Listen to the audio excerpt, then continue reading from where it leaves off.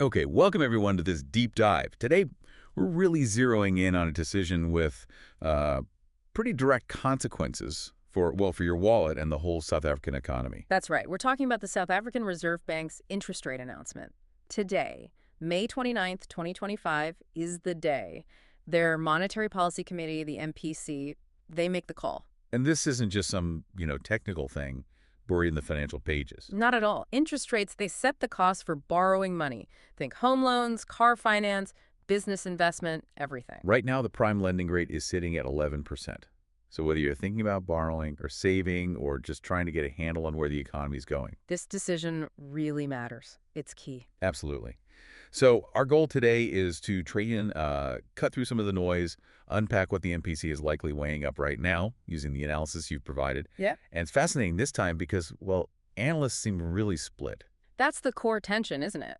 Will the SARB finally start cutting rates, or are they going to hold steady again? We're seeing predictions, kind of divided. Some analysts are definitely anticipating a modest cut, maybe 25 basis points today. Okay. But then others are pretty firm in expecting no change at all. Right. And a basis point, just quickly for anyone less familiar, it's tiny, 0.01%. So 25 basis points is just that 0.25% cut some are hoping for. Exactly. So let's maybe dig into the arguments for making that cut first.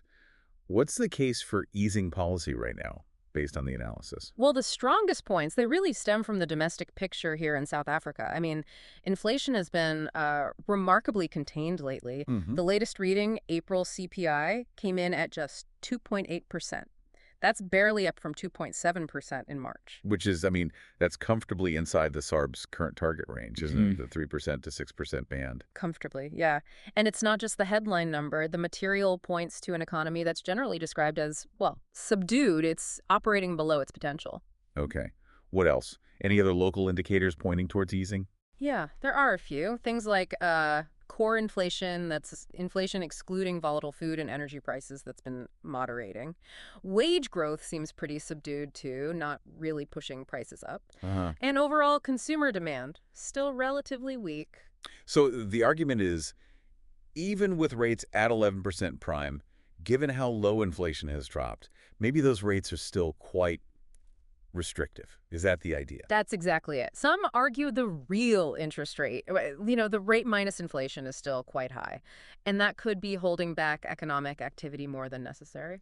Okay, so the local picture seems, well, it seems to lean towards easing, maybe.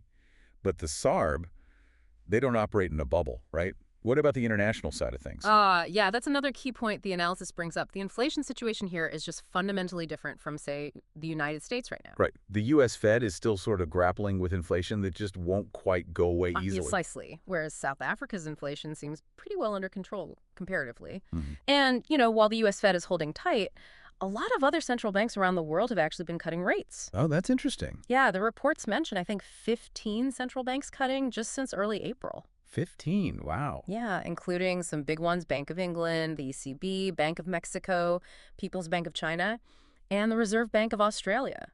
They've apparently just delivered their second cut. Okay, so you've got low domestic inflation, a weak economy here, and a global trend of easing, outside the U.S. anyway. That sounds like, well, it builds a pretty strong case for a cut today, doesn't it? It certainly does, and you see analysts reflecting that. People like Albert Botha from Ashburton Investments, Casey Sprake at Anchor Capital, Frederick Mitchell from Aluma Capital, they're among those who think a modest cut is justified, maybe even timely, given all this. Right. And it's also interesting that the market seems to be leaning that way too. Forward rate agreements, FRAs, which kind of show where traders expect rates to go, they're reportedly pricing in about a 25 basis point cut for this meeting. Okay, that's a really compelling picture for easing policy. But let's flip it. Given everything you just laid out, why are so many other experts still thinking the SARB will hold steady? Or at least, err on the side of caution? Yeah, and this is where it gets really complex, I think. Because even with that data, low inflation, weak economy, the analysis shows a pretty strong group of experts who expect the SARB to just prioritize caution.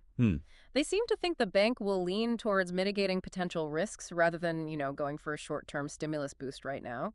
Lizette Asselde-Schepper from the Bureau for Economic Research is mentioned as holding this kind of view. Which suggests that the decision inside that MPC meeting room today it might not be unanimous. We could see some real debate. Oh, absolutely. Lively discussions are expected, according to the sources. And remember, back in March, one reason cited for holding was the uncertainty around U.S. political events and tariff threats. Right. That has calmed down a bit now with that 90-day pause, hasn't it? It seems to have settled somewhat, yeah. But the underlying preference for caution, that sort of institutional bias perhaps, it appears to remain quite strong for some members or observers. So even if that specific external worry has faded a bit, the default might still be wait and see. The reports listed several institutions, didn't they? Like the BER, Nedbank, Investec, Citadel Investments, Mm-hmm.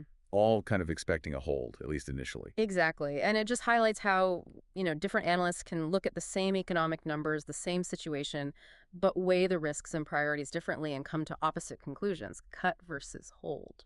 And then adding this huge layer of strategic uncertainty on top of everything.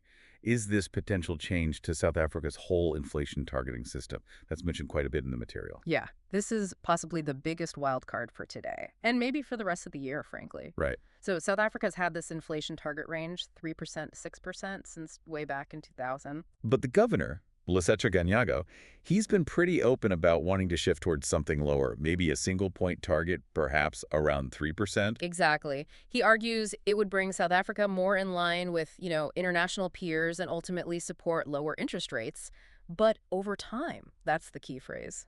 And his deputy governor, Fundi Chazibana, apparently said recently there's broad agreement in the MPC that the current 3 to 6 range is just too wide.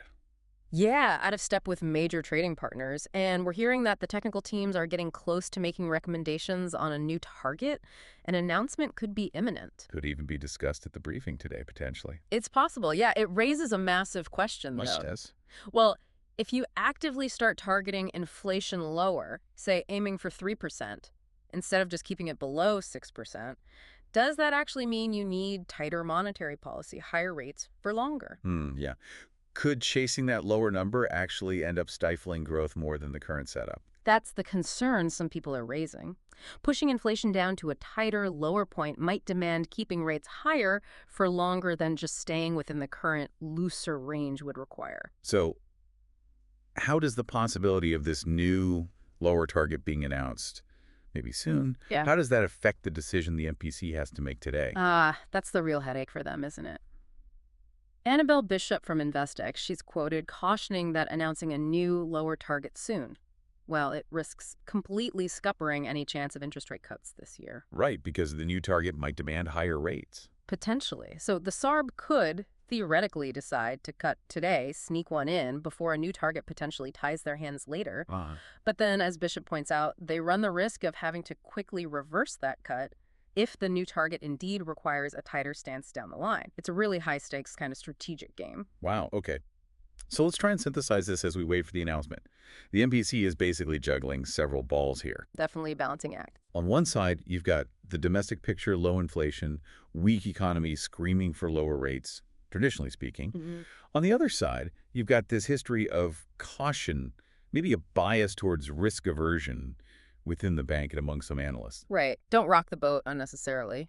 And then layered right on top like a big flashing question mark, is this potential shift in the whole inflation target itself, which could just change the entire playbook very soon? That captures the tension perfectly. And it totally explains why the analysts are so divided, doesn't it? They're just weighing all these competing factors differently. Yeah. And that potential inflation target change, it's a really heavy factor. Because while the long-term goal might be good alignment, maybe lower rates eventually. The immediate impact, according to some of this analysis, could actually be putting the brakes on any rate cuts for quite a while, maybe for the rest of 2025. Putting hopes for easing on ice, as they say. Exactly. And, moving to a lower target isn't necessarily straightforward either. It has its own complexities. Like what? Well, sure, it aims for better price stability, but could also mean perhaps slower salary growth for people alongside those lower prices. It needs incredibly careful calibration. Right. You don't want to accidentally clamp down too hard on things like infrastructure investment or just general economic activity. Precisely. The current wider range, for all its potential flaws, it does offer a certain degree of flexibility. A narrower point target might reduce that wiggle room. So understanding this whole debate, It's really valuable, isn't it? It shows you the incredibly complex trade-offs these central bankers are always making. Absolutely. These decisions about basis points and targets, they seem technical, but they connect directly to, the cost of your mortgage, your job security, Sure. the health of the whole economy. It helps you make sense of the news.